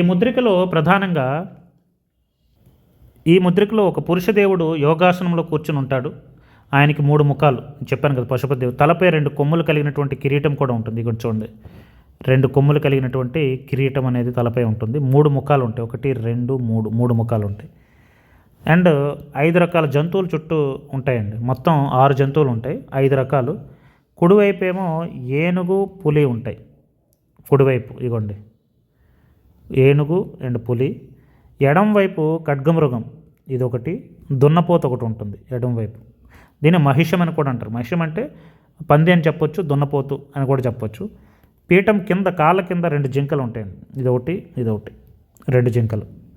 మొత్తం మనకి 5 రకాల జంతువులు ఉంటాయి. 5 రకాల జంతువుల్లో ఏంటంటే 1 ఏనుగు, 2ది పులి, 3ది ఖడ్గమృగం, 4ది దున్నపోతు, 5ది జింక. మొత్తం ఏంటంటే 6 ఉంటాయి. ఎందుకంటే 2 జింకలు ఉన్నాయి కాబట్టి మొత్తం 6 జంతువులు ఉంటాయండి. ఏమున్నాయనేది కూడా ఒకసారి క్లియర్గా చూసుకోవాలి. తర్వాత వీళ్ళ యొక్క కళాస్వరూపాలు, వీళ్ళ యొక్క ఆర్ట్ అండ్ కల్చర్ చూస్తే సింధు నాగరిక కాలంలో అభివృద్ధి గావించిన కళాస్వరూపాలు తదుపరి కాలంలో భారతీయుల యొక్క కళాస్వరూపానికి మూలమయ్యాయి. వీళ్ళు ప్రధానంగా ముద్రికలు అంటే మనకి పర్టికులర్గా ఏంటంటే ఒక ప్రాంతం నుంచి మరొక ప్రాంతానికి వ్యాపార వాణిజ్యాలు చేసుకోవడానికి కరెన్సీ టైప్లో అప్పుడు వీళ్ళు ముద్రికలు చేసుకునేవాళ్ళు. కొండలు, బంకమట్టి బొమ్మలు, విగ్రహాలు మరియు వీళ్ళ యొక్క లిపి కళారంగంలో భారతీయ సాంప్రదాయాలన్నింటికీ ప్రామాణికమయ్యాయి. ముద్రికలు చూస్తే కళాస్వరూపాలు మొట్టమొదటి ముద్రికలు, వీటిని సీల్స్ అంటారు. వీటిని దేంతో తయారు చేశారంటే స్టీటైట్ అనేటటువంటి సున్నపురాయితో తయారు చేయడం వెరీ ఇంపార్టెంట్. దేంతో తయారు చేశారంటే స్టీటైట్ అనేటటువంటి సున్నపురాయితో తయారు చేశారు. వీరి కళాస్వరూపాలు అత్యంత అందమైనవి ఈ ముద్రికలండి. ఇవి దీర్ఘచతురస్రాకారంలో స్తూపము అంటే ఇప్పుడు ఎలా ఉంటాయంటే దీర్ఘచతురస్రాకారంలో ఉంటాయి అండ్ స్తూపమాకృతిలో ఉంటాయి. అదేవిధంగా త్రిభుజాకృతిలోను ఇలా డిఫరెంట్ షేప్స్లో తయారు చేసేవారు అనమాట. ఇప్పటివరకు 2000 వరకు కనుక్కున్నారు. ఈ ముద్రికలు అధిక భాగం ఒకే కొమ్ము కలిగినటువంటి మూపిరము లేనటువంటి ఎద్దు చాలా ఇంపార్టెంట్ అండి. వీళ్ళు ఎక్కువగా మనకి కనిపించేటటువంటి యూనికాన్ అనేది చాలా ఇంపార్టెంట్ సింధు ప్రజలకి. వాళ్ళకి చాలా శుభదాయకమైనటువంటి ముద్రిక ఇది. అందుకే ఒంటి కొమ్ము కలిగినటువంటి మూపురం లేనటువంటి ఎద్దు ఉంటుంది మనకిది. ముద్రికల్లో శుభానికి చిహ్నమైనటువంటి చేప గుర్తు కూడా వీళ్ళకి కనిపిస్తుంది. ఈ ముద్రికల్లో ముద్రించినటువంటి ముఖ్యమైనటువంటి జంతువులు ఎద్దు, ఏనుగు, కొమ్ములు ఉన్నటువంటి పులి, ఎద్దు, ఖడ్గమృగం, మహిషం అంటే దున్నపోతు, కొమ్ములు ఉన్నటువంటి పులితో పోరాడుతున్నటువంటి యోధుడు. సుమేరియన్ గాథల్లో గిల్గమేష్ అంటే మెసొపటోమియా నాగరికతలో ప్రధానంగా మనకి సంబంధాలు ఉన్నాయి కదా, అక్కడ వాళ్ళు సుమేరియన్ గాథల్లో గిల్గమేష్ అనేటటువంటి ఒక వీరుడు ఉండేవాడు. పులితో పోరాడుతున్నటువంటి యోధుడు గిల్గమేష్. ఆ గిల్గమేష్ కూడా ఇక్కడ వీళ్ళ యొక్క ముద్రల్లో ఉండేది. ఎందుకంటే వీళ్ళకి వ్యాపార సంబంధాలు ఉన్నాయి కాబట్టి ఇక్కడ అవి దొరికాయి అన్నమాట. సింధు నాగరికత ప్రజలు ముద్రికలు తయారు చేయడంలో ప్రధాన ఉద్దేశం తమ యొక్క వస్తువులపైన మరియు ఆస్తిపాస్తులపై ముద్రికలు ఉపయోగించడం ద్వారా తమ ఆధిపత్యాన్ని నిలుపుకోవడం. అంటే తర్వాత ప్రపంచానికి మేము అని చెప్పుకోవాలి, మా ఉనికిని చెప్పుకోవాలంటే అక్కడ గుర్తు ఉండాలి. అందుకని ఏంటంటే వీళ్ళు వ్యాపార సంబంధాలు చేసుకునేటప్పుడు ముద్రికలను ఇచ్చుకునేవారు అనమాట. ఆ ముద్రికలు అనేవి ఏంటంటే ఆ వస్తువులపైన మరి ఆస్తిపాస్తులపైన వాళ్ళ యొక్క ఆధిపత్యం అనేది తెలియజేస్తుంది. అండ్ ఈ ముద్రికల వల్ల ఏంటంటే సింధు నాగరికత యొక్క కాలాన్ని కూడా మనం చెప్పొచ్చు. ఆ ముద్రికలు ఇప్పటికీ ఆ స్ట్రీటైట్ అనే రాయిని మనం కార్బన్ డేటింగ్ చేస్తే అది ఎంత వయసు వాళ్ళ ఆ టైంలో ఏ టైంలో వాళ్ళు పరిపాలించారని చెప్పడానికి కూడా మనకి అవుతుంది. క్రీస్తుపూర్వం 2250 నుంచి 1750 సంవత్సరాల మధ్యలో సింధు నాగరికత వర్ధిల్లినట్టు మనకి ఈ ముద్రికల ద్వారానే తెలుస్తుందండి. తర్వాత వీళ్ళ కొండలు వెరీ వెరీ ఇంపార్టెంట్. ఈ కొండలు తయారు చేయడంలో సింధు నాగరికత గొప్ప నైపుణ్యాన్ని ప్రదర్శించారు. అత్యంత నాణ్యవంతమైనటువంటి కొండలు సింధు నాగరికత కాలం తర్వాత కనిపించవంటే మీరు అర్థం చేసుకోండి. అంత అద్భుతమైనటువంటి, అంత షైనింగ్, అంత మెరిసేటటువంటి కొండలు తయారు చేశారండి. కొండలలో గాజు స్వభావాన్ని అనుసరించి మెరిసే గుణం మరియు కొండల చుట్టూ చక్కనైనటువంటి చిత్రకళ కూడా కనిపిస్తుంది. ఈ కాలంలో తయారు చేయబడే కుండల్ని బ్లాక్ పాలిష్డ్ వేర్ అంటారు. Very very important direct question అండి. ప్రీవియస్లో చాలాసార్లు అడిగారు. సింధు నాగరికత కాలానికి చెందినటువంటి కుండలు ఏ రకానికి చెందినవంటే బ్లాక్ పాలిష్డ్ వేర్, లేదంటే కొన్నిసార్లు నల్లని నగిషీ కుండలు, అంటే నల్లగా మెరిసేటటువంటి కుండలు తయారు చేశారు. వీటిని బీపీడబ్ల్యూ అంటారు. డైరెక్ట్గా బీపీడబ్ల్యూ అని ఇచ్చినా సరే మీరు క్లియర్గా గుర్తుపెట్టుకోండి. బీపీడబ్ల్యూ అంటే బ్లాక్ పాలిష్డ్ వేర్, నల్లని నగిషీ కుండలు అంటారు. అండ్ ఇక్కడ కుండలు డిఫరెంట్గా తయారు చేసుకున్నారు. ఒకటి ఫెర్ఫ్రోటెడ్ పోటరీ అంటారు, రంధ్రాల కుండలు. ఈ కుండలకు అడుగున మరి చుట్టూ చిన్న చిన్న రంధ్రాలు ఉండేవి. వీటిని మద్యం సేవించడానికి, ఫిల్టరింగ్, పానీయాలను ఫిల్టర్ చేయడానికి వీటికి ఉపయోగించి ఉండొచ్చు. తర్వాత చిన్న చిన్న కుండలు, మినియేచర్ పాట్స్, ఇవి అంగుళం కంటే తక్కువ, చాలా చిన్న ఉండేవి. వీటిని అలంకరణకి, సుగంధ ద్రవ్యాలు దాచుకోవడానికి చిన్న కుండలు ఉంటాయి కదా, వాటిని ఉపయోగించు. తర్వాత గ్లేజ్డ్ పాటరీ అంటే మెరుపును కలిగించేటటువంటి ప్రక్రియ. ఇంతకుముందు చెప్పిన బ్లాక్ పాలిష్డ్ వేర్ అంటే అవి చూస్తే చాలా మెరుస్తాయి అనమాట. అంత అద్భుతమైనటువంటి కుండలని మనకి సింధు నాగరికతలోనే తయారు చేశారు. తర్వాత బంకమట్టి బొమ్మలు, టెరకోట. ఇప్పుడు మనం వాడుకునేటటువంటి ఆట వస్తువులు, మన చైనా బొమ్మలు ఎలాగైతే మనం ఆడుకుంటున్నామో అలాగే పిల్లలు ఆడుకోవడానికి వాటికి అప్పట్లో ఏంటంటే బంకమట్టి బొమ్మలు తయారు చేసుకుని వాటిని టెరకోట అంటారు. ఈ టెరకోట బొమ్మలు ఏంటంటే ఎర్రటి మట్టిని అధిక ఉష్ణోగ్రత వద్ద కాల్చి తయారు చేసినటువంటి వస్తువు. అంటే టెరకోట అంటే అర్థం ఏంటంటే ఎర్రమట్టిని ఉపయోగించి ఒక డిఫరెంట్ షేప్స్ని తయారు చేసుకొని వాటిని హై టెంపరేచర్లో వేడి చేస్తే మనకి అద్భుతమైనటువంటి బొమ్మలు తయారవుతాయి. వీటిని టెరకోట బొమ్మలు అంటారు. ఈ బొమ్మల్లో ఎక్కువ భాగం పిల్లలు ఆడుకోవడానికి ఉపయోగించుకునేటువంటి ఆట వస్తువులు. ఇందులో ఈ బొమ్మలే నాటి నాగరికత యొక్క అమ్మదేవత సాంప్రదాయం, అలంకరణ పద్ధతుల యొక్క సమాజాన్ని ప్రతిబింబించే విధంగా కనబడతాయి. అంటే అప్పట్లో వాళ్ళ యొక్క సామాజిక సంస్కృతి సాంప్రదాయాలు కూడా ఈ బొమ్మల ద్వారా మనకు అర్థమవుతుంది. అత్యధికంగా లభించినవి టెరకోట బొమ్మలు అండ్ కోతి బొమ్మలు కూడా మనకు కనిపిస్తాయి. పిల్లలు ఆడుకోవడానికి కోతి బొమ్మలు కూడా మనకి ఎక్కువగా కనిపిస్తాయి. తర్వాత నెక్స్ట్ సింధు నాగరికత యొక్క లిపి. వాళ్ళు వాడేటటువంటి లిపి అంటే వాళ్ళు ఎలాంటి భాష మాట్లాడారనేది మనకి ఇప్పటివరకు తెలియదు, కానీ వారు తమ భావాలని వ్యక్తపరచడానికి లిపి అనేది ఉంటుంది కాబట్టి బొమ్మల ద్వారా తెలియజేసేటటువంటి ఒక లిపిని వాడారండి. దాన్ని పిక్టోగ్రఫీ అంటారు.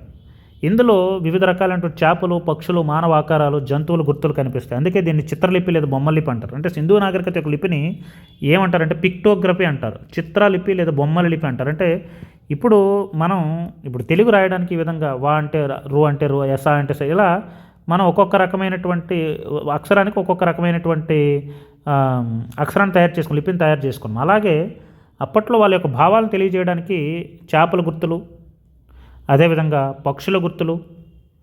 పక్షుల గుర్తుల్ని, మానవ ఆకారాలని, జంతువుల గుర్తుల్ని, ఇలా గుర్తుల ద్వారా భాషని వాళ్ళు ఏంటంటే చెప్పుకున్నారండి. వాళ్ళ లిపి ఏంటి అనేది మనకి క్లియర్గా తెలియదు. ఇప్పటివరకు సింధు నాగరికత లిపి అనేది కనుక్కొనబడలేదు క్లియర్గా. కానీ ఏంటంటే వాళ్ళు బొమ్మల ద్వారా తమ యొక్క భావాలను వ్యక్తపరిచారు. అసలు ఆ బొమ్మలు ఏంటి అనేది ఇప్పటివరకు కొన్ని అంటే అర్థమైనాయి, కానీ పూర్తిగా ఏంటంటే అసలు సింధు నాగరికత లిపి క్లియర్గా అర్థమైతే వాళ్ళ సంస్కృతి సాంప్రదాయాల గురించి ఇంకా మీకు క్లియర్గా మనకు తెలుస్తుంది. కానీ తెలియలేదు, ఎందుకంటే వాళ్ళు వాడేది ఏంటంటే చిత్రలిపి లేదా బొమ్మల లిపి వాడుకున్నారు. సింధు నాగరికత ప్రజలు ఏ భాషను మాట్లాడారో చెప్పడం మనకి కష్టం, ఎందుకంటే తమ భావాలను బొమ్మల ద్వారా చెప్పుకున్నారు. అందుకే దీన్ని చిత్రలిపి లేదా బొమ్మల లిపి అంటారు. సింధు ప్రజలు సాధారణంగా కుడి నుంచి ఎడమకి రాసేవారు. కొన్ని సందర్భంలో మొదటి వరుస కుడి నుంచి ఎడమకి, రెండో వరుస ఎడమ నుంచి కుడికి రాసే విధానాన్ని సర్పలేఖనం లేదా బెడోఫ్రిస్టాన్ అంటారు, బెస్ట్రోఫెడాన్ అంటారు. Very very important. సింధు నాగరికత లిపిని చిత్రలిపి లేదా బొమ్మ లిపి అని కూడా అంటారు, లేదా బెస్ట్రోఫెడాన్ లేదా సర్పలేఖనం అంటారు. అంటే వీళ్ళు ఎలా రాస్తారంటే జనరల్గా కుడి నుంచి ఎడమకి రాస్తారు. కొన్ని పుస్తకాల్లో ఎడమ నుంచి కుడికని ఉంది, కానీ నేను మళ్ళీ చెక్ చేశాను. యాక్చువల్లీ వీళ్ళు రాసేది ఏంటంటే కుడి నుంచి రాస్తారు. అంటే ఇలా రాస్తారు, కుడి నుంచి ఎడమకి రాసిన తర్వాత మళ్ళీ ఎడమ నుంచి కుడికి వెళ్తారు, మళ్ళీ కుడి నుంచి ఎడమకి, మళ్ళీ ఎడమ నుంచి కుడికి. ఈ విధంగా ఏంటంటే పాము షేప్లో మనకి వస్తుంది కాబట్టి సర్పలేఖనం అంటారు, బెస్ట్రోఫెడ్ అని అంటారు, గుర్తుపెట్టుకోండి. తమ భావాలను తెలియజేయడం కోసం సింధు నాగరికత ప్రజలు దాదాపు 400 పిక్టోగ్రాఫ్లను వాడారు. బొమ్మలతో తెలియబడ్డ భాష కాబట్టి ఇది ఎంతవరకు చదవడానికి సాధ్యపడలేదు. అందుకే సింధు నాగరికత యొక్క సమగ్ర స్వరూపం అర్థం చేసుకోవడానికి ఒక సమస్యగా అయిపోయింది. ఇటీవల తమిళనాడు ముఖ్యమంత్రి స్టాలిన్ సింధు నాగరికత లిపిని విజయవంతంగా అర్థం చేసి అంటే దాన్ని సింధు నాగరికత యొక్క లిపిని డీకోడ్ చేసిన వాళ్ళకి $1 మిలియన్ అంటే $10 లక్షల బహుమతిని కూడా ప్రకటించారండి. మీలో ఎవరైనా చేయొచ్చు. తర్వాత సింధు నాగరికత పతనం. సింధు నాగరికత ఏ విధంగా పతనమైంది? నాగరికత ఆవిర్భావం ఎంత వివాదాస్పదం, అంటే నాగరికత ఏ విధంగా ఆవిర్భవింది అనే దానికి వివాదాస్పదం. అదేవిధంగా అసలు నాగరికత ఏ విధంగా అంతమైంది అని చెప్పడానికి కూడా అనేక రకాలైనటువంటి భిన్న అభిప్రాయాలు ఉన్నాయి. కొంతమంది ఏమో నాగరికత ఏమో హఠాత్తుగా పతనమైందని చెప్పారు, కొంతమంది కాలక్రమేణా మెల్లమెల్లగా పతనమైందని చెప్పారు. కొంతమంది ఏం చెప్పారంటే ఆర్యులు దండయాత్ర వల్ల, వరదలు మరియు భూకంపాలు, ప్రకృతి వైపరీత్యాల వల్ల నాగరికత పతనమైనప్పుడు చాలా కాలం వరకు భావించబడింది. పైగా హఠాత్తుగా పతనమైందనడానికి భూకంపాలు వంటి ఆధారాలు లేకపోలేదు. ఏ సింధు నాగరికత పట్టణం క్రీస్తుపూర్వం 1750 తర్వాత వర్ధిల్లలేదు. మెసపటోనియాలో తమ శాసనాల్లో 1750 తర్వాత మెలుహ అనేటటువంటి పదాన్ని ప్రస్తావించలేదు. అంటే 1750 క్రీస్తుపూర్వం 1750 తర్వాత సింధు నాగరికత అనేది తగ్గిపోయింది, క్షీణించిపోయింది. ఎందుకు క్షీణించిపోయిందంటే మనకేంటంటే ఏదైనా ప్రకృతి విపత్తులు లేదంటే భూకంపాలు రావడం వల్ల సడన్గా ఏంటంటే అది నాశనం అయిపోయింది అని కొంతమంది అనుకుంటున్నారు, లేదా ఆర్యులు దండయాత్ర చేయడం వల్ల కూడా నాశనం అయిపోయిందని కొంతమంది అభిప్రాయపడుతున్నారు. అయితే నాగరికత హఠాత్తుగా పతనమైందని చెప్పడానికి ఆర్యుల దండయాత్ర సిద్ధాంతం ఒకటి ముందు ప్రతిపాదించబడింది. ఈ సిద్ధాంతాన్ని అనుసరించి ఆర్యుల గ్రంథమైనటువంటి ఋగ్వేదం ప్రకారం ఆర్యులకి అనార్యులకి మధ్య యుద్ధాలు జరిగాయి. ఆర్యులు దేవుడైనటువంటి ఇంద్రుడు అంటే మనకేంటంటే పట్టణాలని ధ్వంసం చేసేటటువంటి, ఇంద్రుడికి మరొక పేరు పురంధరుడు అంటే పట్టణాలు ధ్వంసం చేసేవాడిగా పేరు ఉంది. కాబట్టి అనార్యుల్ని అంతం చేయడానికి వరుణ, అగ్ని వంటి దేవుళ్ళు కూడా ప్రార్థించబడ్డారు. దీనివల్ల ఏంటంటే ఇంద్రుడు ఈ యొక్క పట్టణాలను మొత్తం ధ్వంసం చేసేసాడని చెప్తున్నారు. పురావస్తుపరంగా మొహంజదారో స్నానవాటికి చుట్టూ గాయాల పాలైనటువంటి మానవ విస్తరించడం ఉండవాన్ని బట్టి ఏదో ఊహించినటువంటి విపత్తు వల్లే పట్టణాలు ధ్వంసమని తెలుస్తుంది. అంటే మనకి మొహంజదారో అంటే మృతుల దెబ్బ, అంటే చాలామంది ఒకే దగ్గర చనిపోయారంటే అక్కడ ఏదో దండయాత్రలో లేకపోతే యుద్ధాలు జరిగి ఉంటాయని అనుకోవచ్చు. కానీ నాగరికత పతనానికి వరదలు కూడా ఒక కారణంగా పరిగణించబడ్డాయి. అంటే వరదల వల్ల జరగవచ్చు, లేదా ఆర్యుల దండయాత్ర వల్ల కూడా జరగవచ్చు అని చెప్తున్నారు. మొహంజదారో 7 సార్లు, చనుహుదారో 3 సార్లు వరదలకి గురయ్యాయి. భూకంపాలు కూడా నాగరికత పతనానికి కారణమై ఉండొచ్చని భావించబడ్డాయి. అంటే డిఫరెంట్ సిద్ధాంతాలని, ఆర్యుల దండయాత్ర వల్ల నాశనం అయిపోయిందని, లేదంటే వరదల వల్ల నాశనం అయిపోయిందని, లేదంటే భూకంపాల వల్ల నాశనం అయిపోయిందని డిఫరెంట్ సిద్ధాంతాలు ఉన్నాయి. అయితే పురావస్తు పరిశోధనలు పై 3 వాదనలు కూడా తప్పని రుజువు చేస్తున్నాయి. ఏంటంటే ఆర్యులు రాకమునిపై క్రీస్తుపూర్వం 1700 నాటికి సింధు నాగరికత పతనం జరిగిపోయింది. అంటే ఆర్యులు వచ్చి యుద్ధం చేశారని చెప్పడానికి ఆర్యులు వచ్చే నాటికే సింధు నాగరికత అనేది ధ్వంసం అయిపోయింది. యుద్ధం జరిగే అవకాశం ఎక్కడుంది? నాగరికత పతనాన్ని శాసించగినటువంటి మారణాయుధాలు ఆర్యుల వద్ద కానీ సింధు నాగరికత ప్రజల దగ్గర కానీ కనిపించలేదు. ఎందుకంటే అప్పట్లో ఇంత యుద్ధాల్లో అంత టెక్నాలజీ లేదు. అంటే ఒక దండయాత్ర వల్ల మొత్తం నాగరికతే ధ్వంసం అయిపోయినంత ఆయుధాలు కూడా వాళ్ళ దగ్గర లేవు. అక్కడ తవ్వకాలు ఎక్కడ కూడా సామూహిక ఖననాలు లేవు. అంటే ఒకే దగ్గర మొత్తం శవాలను గుట్టలుగా చనిపోయిన వాళ్ళని పూడ్చిపెట్టేటటువంటి ఆధారాలు కూడా లేవు. కాబట్టి ఆర్యుల దండయాత్ర వల్ల ఇది నాశనం అయిపోలేదు. అదేవిధంగా వరదలు, భూకంపాలు కూడా నాగరికత కారణం కాదు. ఎందుకంటే నాగరికతను మొత్తాన్ని పతనం చేయగలిగినటువంటి వరదలు, భూకంపాలు సంభవించడం అసలు మొత్తం ఒకేసారి మొత్తం తుడిచిపెట్టుకుపోయేటంత వరదలు, భూకంపాలు అనేవి మ్యాక్సిమం సంభవించవు. పైగా వరదల రాక్ గురించి ప్రజలకి సంపూర్ణమైనటువంటి అవగాహన ఉంది వాళ్ళకి. కాబట్టి నాగరికత పతనానికి వరదలు కానీ భూకంపాలు కానీ కారణాలు కావు. పట్టణాల్లో కట్టడాలు స్థిరంగా ఉండడాన్ని బట్టి, అంటే ఇప్పుడు భూకంపాలు వస్తే మొత్తం గడ్డలన్నీ కూలిపోవాలి, కానీ కట్టడాలు అనేవి స్థిరంగా ఉన్నాయి, అంటే భూకంపాలు కూడా రాలేదు. నాగరికత అనేది కాలక్రమేణా పతనమైందనేటటువంటి వాదన అనేది, అంటే ఒకేసారి పతనం అయిపోకుండా కాలక్రమేణా పతనమైందని చరిత్రకారులు భావిస్తున్నారు. పర్యావరణంలో చోటు చేసుకున్నటువంటి మార్పులు ప్రధానంగా ఏంటంటే పర్యావరణంలో విపరీతమైనటువంటి మార్పులు చేయడం వల్లే ఇది నాగరికత నాశనమైన దానికి కారణమని ఈజేహెచ్ మెకే సిద్ధాంతం చెప్పాడు. ఇతడి ప్రకారం క్రీస్తుపూర్వం 1600 నాటికి సింధులోయ ప్రాంతంలో వర్షపాతం తగ్గిపోయింది. వర్షపాతం ఎప్పుడైతే తగ్గిపోయిందో ఆటోమేటిక్గా ఏమవుతుందంటే ప్రజలు జీవించడానికి కరువు కాటకాలు రావడం, తర్వాత థార్ ఎడారి, వీళ్ళకి ఏంటంటే రాజస్థాన్ చుట్టుపక్కల ఉన్న ప్రాంతం కాబట్టి సింధు నాగరికత, థార్ ఎడారి విస్తరించడం వల్ల నేలలో ఇసుక శాతం పెరిగి వ్యవసాయానికి పనికి రాకుండా అయిపోవడం, అండ్ పైగా నదులు ముఖ్యంగా సరస్వతి నది తన యొక్క గమనాన్ని మార్చుకోవడం వల్ల పట్టణాలు తీవ్రమైనటువంటి నీటి కొరతను ఎదుర్కోవడం, ఇలాంటి పరిస్థితుల వల్ల ఏంటంటే సింధు ప్రజలు అనేవి మెల్లగా ఒక ప్రాంతం నుంచి ఇంకో ప్రాంతానికి వలస వెళ్ళిపోయారు. మనకి చివరి కాలంలో మనకి ఆలంగిపూర్ కనిపిస్తుంది. ఆలంగిపూర్ తూర్పు ప్రాంతంలో ఉంది. ఎందుకంటే ఈ ప్రాంతంలో పర్టికులర్ నివసించడానికి అనుకూలమైనటువంటి పరిస్థితులు తగ్గిపోయాయి కాబట్టి నగరం అనేది అటువైపు డెవలప్ అయిపోయింది అనమాట.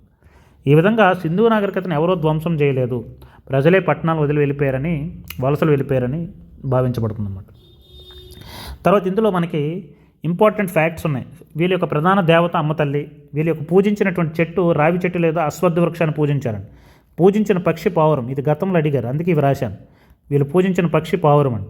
వీళ్ళు పూజించిన జంతువు మాట్లాడుకుని ఊపిరం కలిగినటువంటి ఎద్దు, వీరికి తెలియని లోహం ఇనుము, వీళ్ళకి తెలియని జంతువులు గుర్రం, సింహం, జిరాఫీ, ఇవి తెలియదు వీళ్ళకి.